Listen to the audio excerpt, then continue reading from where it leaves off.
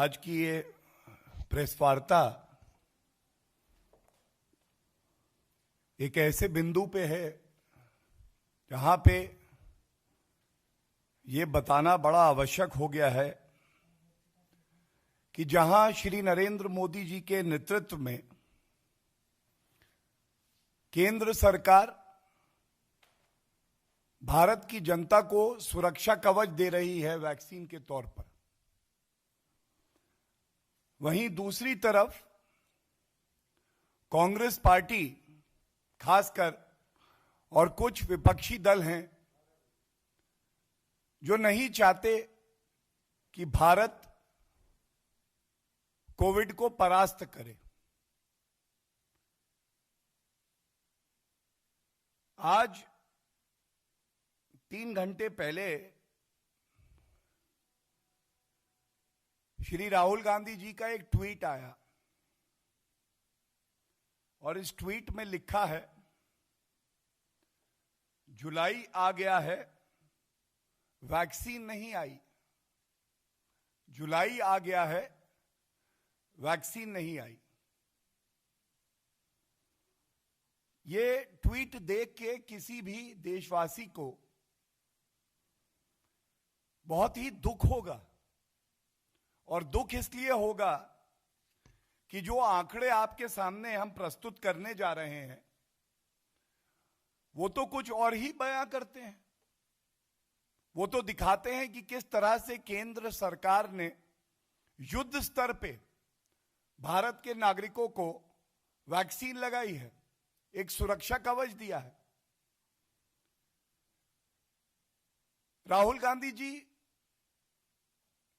जनवरी आया, फरवरी आया, मार्च, अप्रैल, मई, जून, जुलाई आया, लेकिन सद्बुद्धि कब आएगी आप में?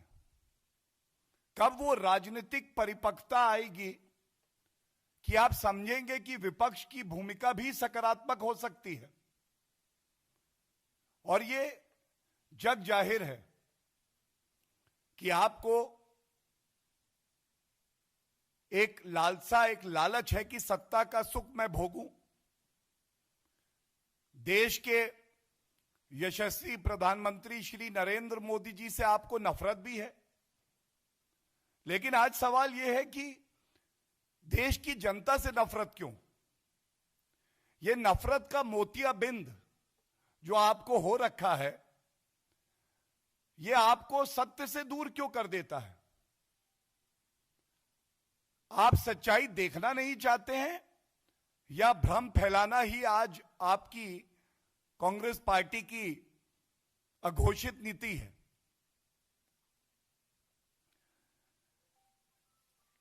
जब ये प्रेस वार्ता हम लोग कर रहे हैं, हम सब जानते हैं कि 21 जून से वैक्सीनेशन ड्राइव में एक नई तेजी, एक नई उछाल आई,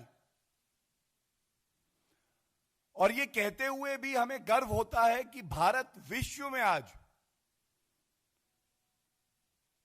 ऐसा देश है जिसने अपने 34 करोड़ नागरिकों को सुरक्षा कवच दिया है। हम सब जानते हैं कि वैक्सीन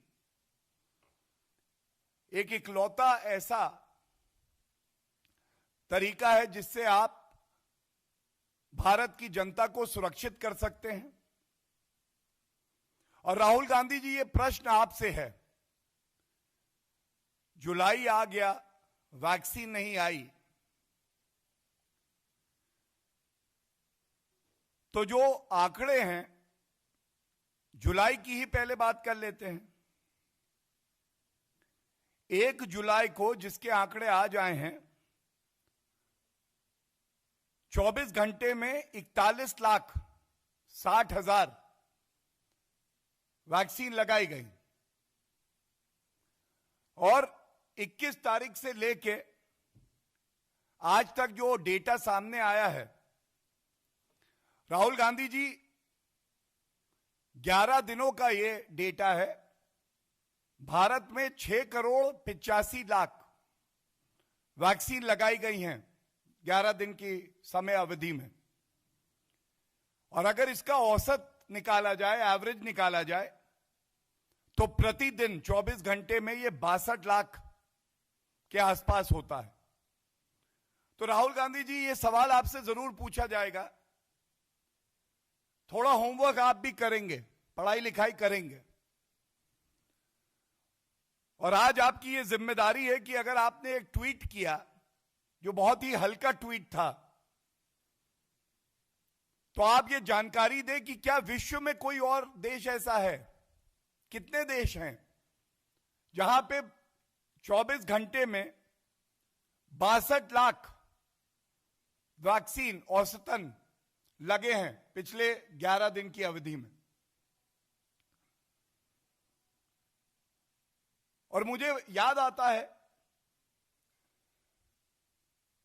जब भारत में 2 वैक्सीन कोविशील्ड, जो भारत में बड़ी मात्रा में निर्मित हो रहा है, और कोवैक्सीन स्वदेशी वैक्सीन जिसे हमारे वैज्ञानिकों ने बनाया, और हर भारतीय को गर्व हुआ कि भारत वैक्सीन आविष्कार करने में और उत्पादन करने में अव्वल है। तब आपके कांग्रेस के नेता और संवैधानिक पदों पर बैठे हुए मुख्यमंत्री छत्तीसगढ़, पंजाब, राजस्थान कोवैक्सीन पे सवाल उठा रहे थे। यह भारत को मजबूत करता है या कमजोर करता है, यह जरूर बताइए राहुल गांधी जी। शशि थरूर जी का एक ट्वीट है। शशि थरूर जी ने कोवैक्सीन के लिए कहा था, तो Covaxin has not yet had phase 3 trials, approval was premature and could be dangerous. खतरनाक है ये। जयराम रमेश ने कोवैक्सीन को फिर से घेरा और कहा कि इसे नहीं लगना चाहिए। और शर्म की बात है कि राहुल गांधी जी कोविड वायरस को आपने मोविड बुलाया। अगर हल्की राजनीति करनी होती तो बहुत से लोग कहते हैं कि इसको रोविड बुलाओ, हम भी कह सकते थे। हम भी कह सकते थे रोविड वायरस जो है भारत में बहुत ही खतरनाक है, क्योंकि यह अंदर से भारत को खोखला करने का काम करता है। लेकिन श्री नरेंद्र मोदी जी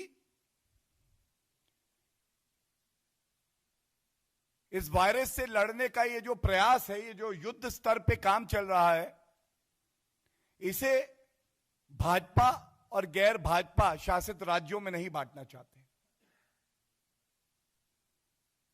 ऐसे भी राजनीतिक दल हैं जिनका नाम लेना भी यहां उचित नहीं होगा, क्योंकि उनकी ना इतनी योग्यता है, ना उनकी ऐसी रेपुटेशन है कि उनका नाम लिया जाए। उन्होंने इसे बीजेपी का टीका बता दिया था। उन्होंने बीजेपी का टीका बताया, और ये राष्ट्रीय अध्यक्ष जिस पार्टी के हैं उन्हीं के पिताजी ने वो टीका लगवाया, क्योंकि वो जानते थे ये भारत का टीका है। क्या ये जिम्मेदारी आज विपक्ष की नहीं है कि जब वो अनर्गल आरोप लगाएं, इस तरह के ओछे हल्के गंदे ट्वीट करें, तो अपने आप से जरूर पूछें कि अगर हम आज सरकार को घेरें सिर्फ इसलिए क्योंकि हमें घेरना है या मोदी जी से नफरत है, तो क्या हम भारत की लड़ाई जो कोविड के खिलाफ है उसको कमजोर कर रहे हैं कि मजबूत कर रहे हैं? और मैं पुनः कहूंगा, ये हमारे लिए गर्व की बात है कि पूरे विश्व में भारत आज एक ऐसा देश है जिसने पिछले 11 दिन में 6,85,00,000 टीके लगाए हैं। इनको सुरक्षा कवच कहना गलत नहीं होगा। जनता को सुरक्षा कवच अगर किसी ने दिया है तो वो केंद्र की सरकार ने अपनी कर्तव्य परायणता को दर्शाते हुए दिया है। औसतन 62 लाख करीब करीब टीके हर दिन 24 घंटे में लगे हैं पिछले 11 दिन में। आगे वैक्सीनेशन ड्राइव में और तेजी आएगी, और यह भारत सरकार की प्रतिबद्धता है कि दिसंबर 2021 तक जो वैज्ञानिक कहते हैं उस हर नागरिक को टीका पहुंचेगा। पूरा उत्पादन जो है वो 2216 करोड़ टीकों का होगा और इससे भारत बड़ी मजबूती से सुनिश्चित करेगा कि हम कोविड को परास्त करें। एक डेटा और दे रहा हूं। शुरुआत करते हैं उस देश से जिससे बड़ा प्यार है राहुल गांधी जी को। पिछले 16 महीने में हर दिन, हर घंटे, हर सेकंड केवल और केवल भारत के नागरिकों की चिंता श्री नरेंद्र मोदी जी, स्वास्थ्य मंत्री हर्षवर्धन जी, सभी मंत्रियों ने नागरिकों की करी है। लेकिन इस समय में विदेश यात्रा पे भी आप गए हैं राहुल जी, और यह आंकड़ा खासकर आपके लिए है। भारत ने लगाई हैं 34 करोड़ डोजेज अभी तक। अमेरिका, जिसको एक विकसित देश कहते हैं, जिनके पास अपनी पर्याप्त मात्रा से ज्यादा रिसोर्सेज हैं, उन्होंने 32 करोड़ 60 लाख टीके लगाए हैं। जर्मनी ने 7 करोड़ 37 लाख टीके लगाए हैं। कनाडा ने 3 करोड़ 73 लाख टीके लगाए हैं। रूस ने 4 करोड़। इटली का बड़ा ध्यान है, चिंता है आपको, 5 करोड़ 10 लाख। ऑस्ट्रेलिया 76 लाख। जापान 4 करोड़ 50 लाख। ये आंकड़े इसलिए प्रस्तुत किए जा रहे हैं कि अगर कोई भी चर्चा करिए, आलोचना भी करिए, तो बड़ी जिम्मेदारी से करिए। ऐसा नहीं हो सकता है कि एक राजनीतिक दल ऐसी मानसिकता कुंठित रखे कि वो भ्रमजीवी बन जाए। वैक्सीन खराब है, खतरनाक है, वायरस का नाम कोविड है, कांग्रेस शासित प्रदेश लेंगे नहीं वैक्सीन।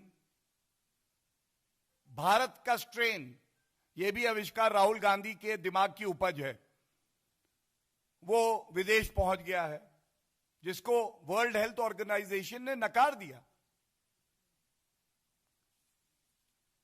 और इसीलिए आईना दिखाना आवश्यक है। अब आईना दिखाते हैं कि कांग्रेस शासित राज्य क्या कर रहे हैं, किस तरह से सहयोग कर रहे हैं केंद्र सरकार का, और इस लड़ाई में किस तरह से भ्रष्टाचार किया जा रहा है। बड़े ही प्रतिष्ठित अखबार की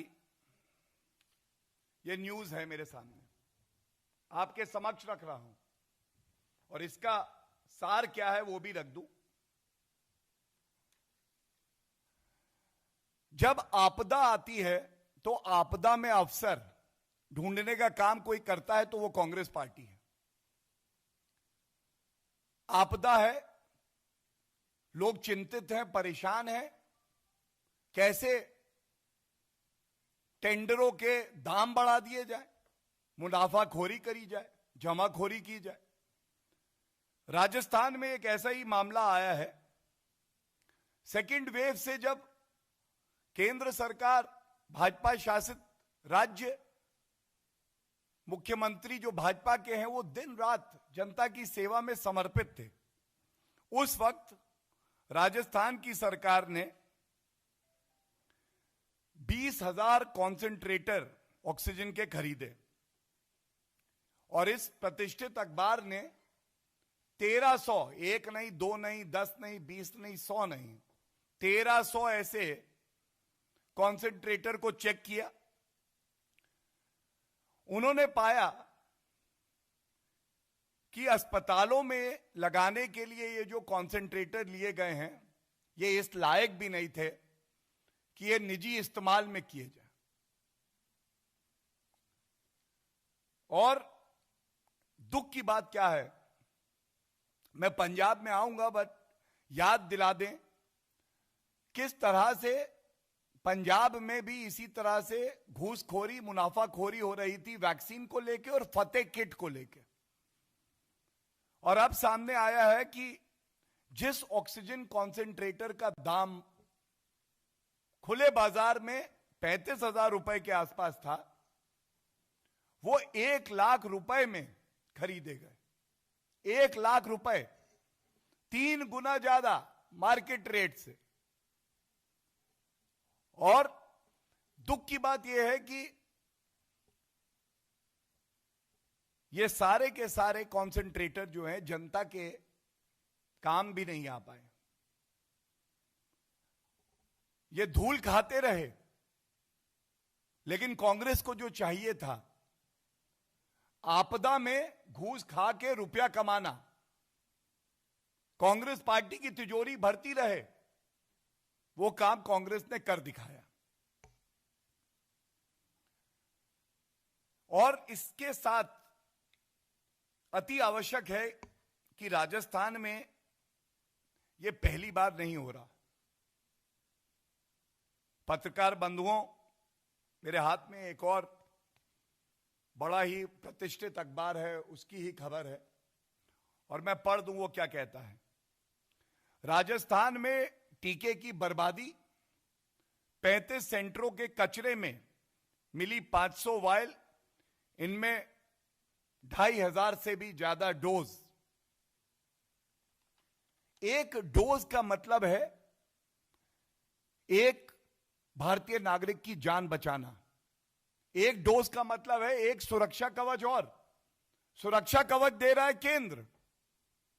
और आप दिखाने के लिए कि देखिए वैक्सीन तो हम लगा रहे हैं, उनको कूड़ेदान में डाल देते हैं। यह भी खबर आई कि उसको जमीन में गाड़ दिया गया। और सबसे ज्यादा दुख की बात जो है,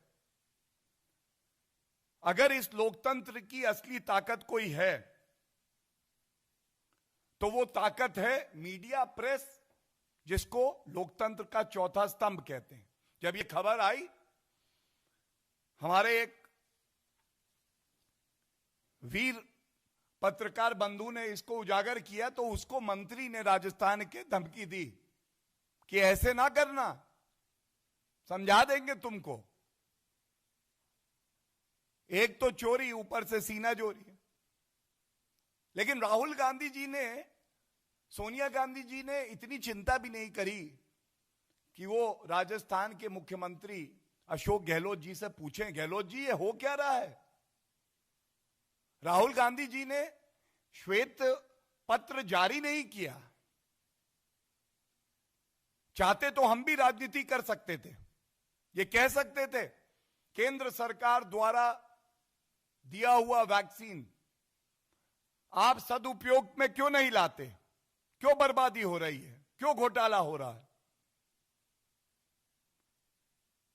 हमने हर वो संभव कार्य किया जिससे हर वैक्सीन की डोज नागरिक की जान बचाए।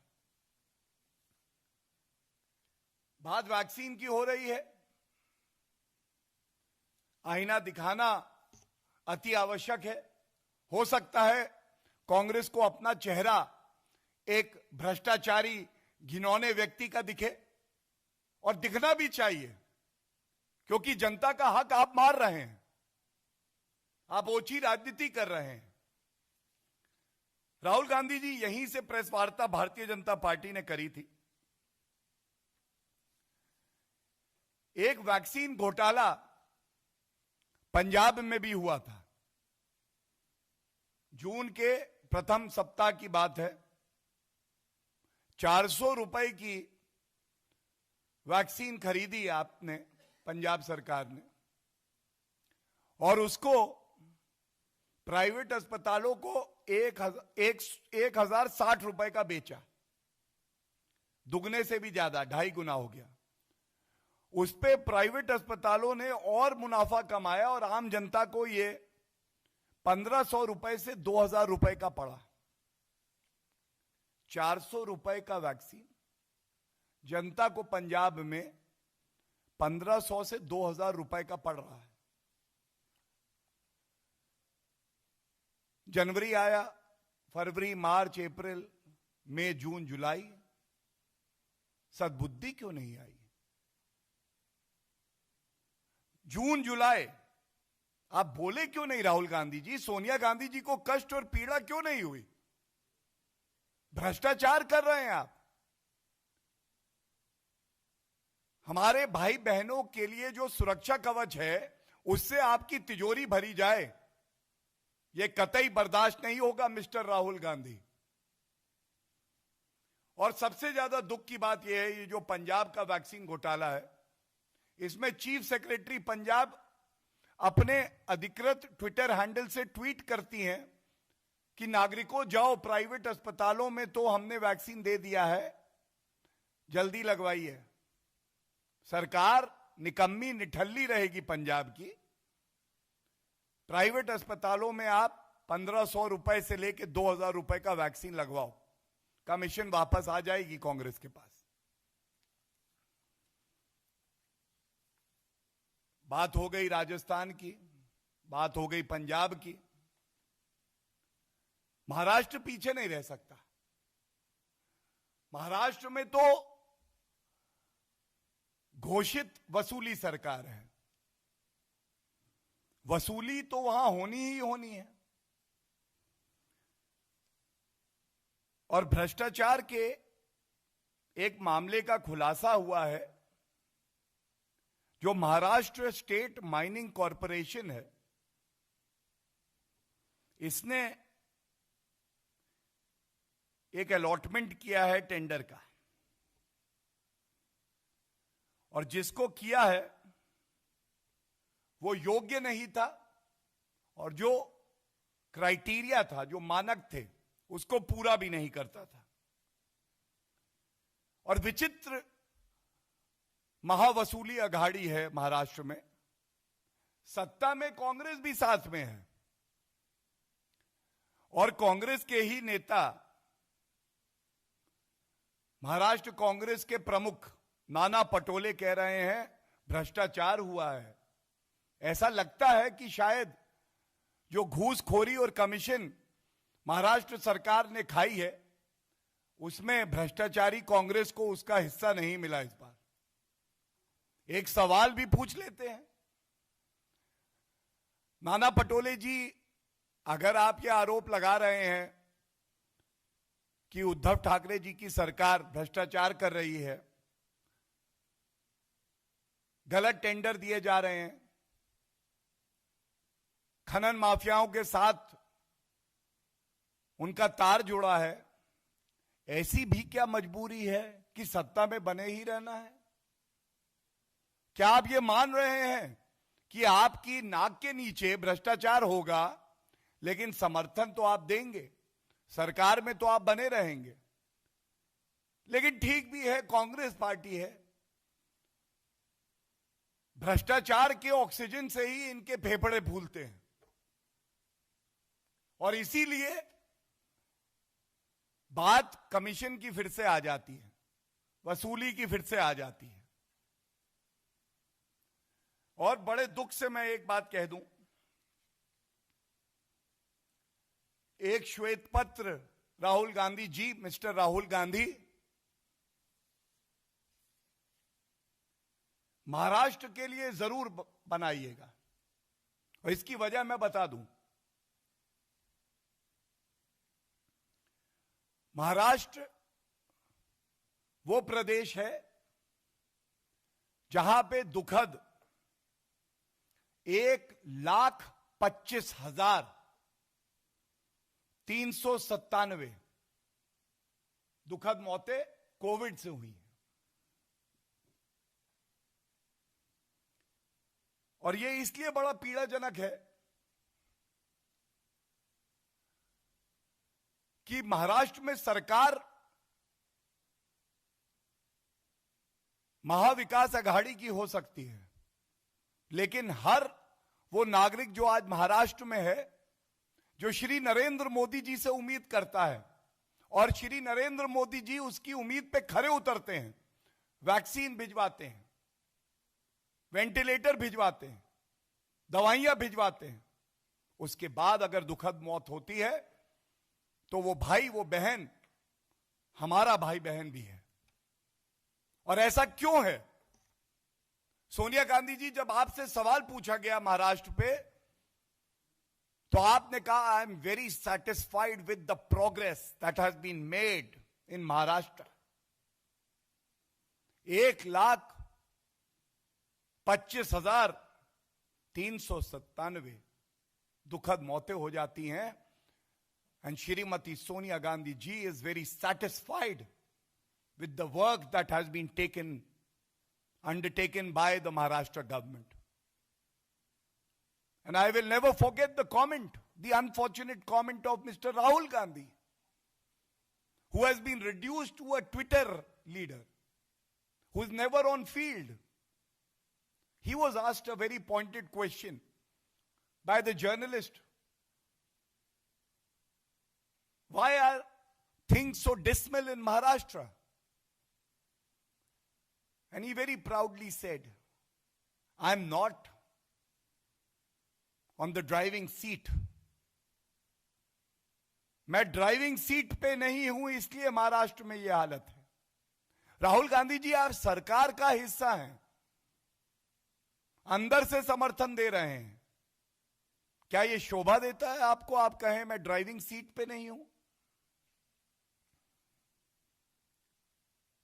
स्वर्गीय श्रद्धेय अरुण जेटली जी ने अपने एक लेख में राहुल गांधी को क्लाउन प्रिंस बताया था, और वाकई आज ऐसा लगता है that mister Rahul Gandhi lacks the maturity, the seriousness that should be there in a leader of opposition. He lacks the seriousness and maturity that should be there in a member of parliament.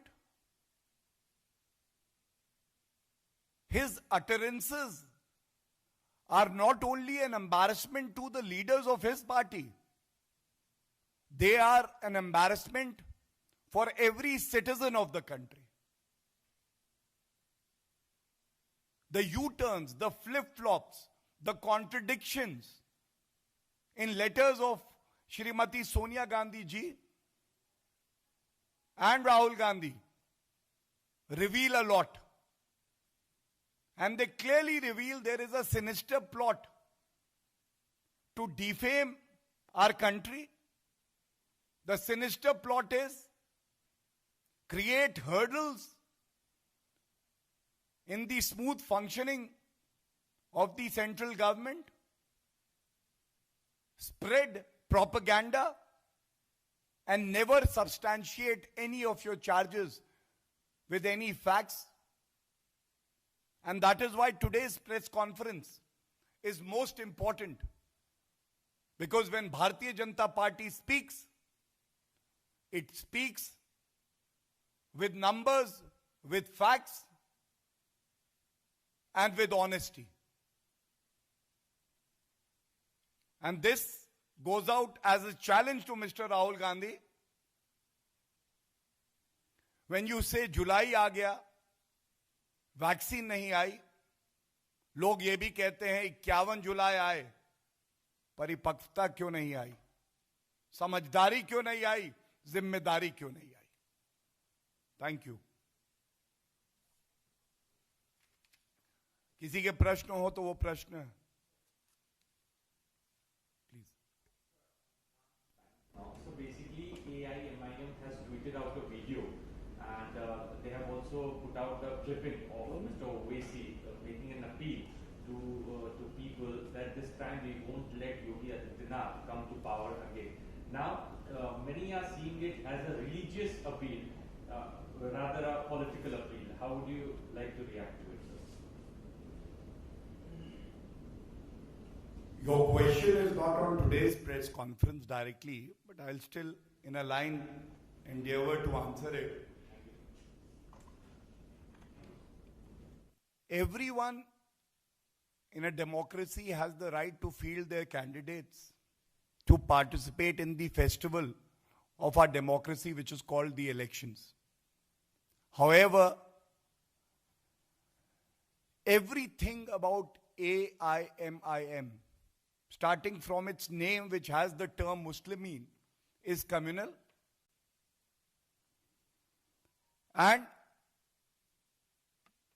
there has been a sea change in Uttar Pradesh since the time Yogi Adityanath ji took charge and has been serving the people of Uttar Pradesh with utmost sincerity. We see development in Uttar Pradesh, which was missing in the earlier governments of Samajwadi Party and BSP. We have seen how law and order has drastically improved, not just improved, drastically improved.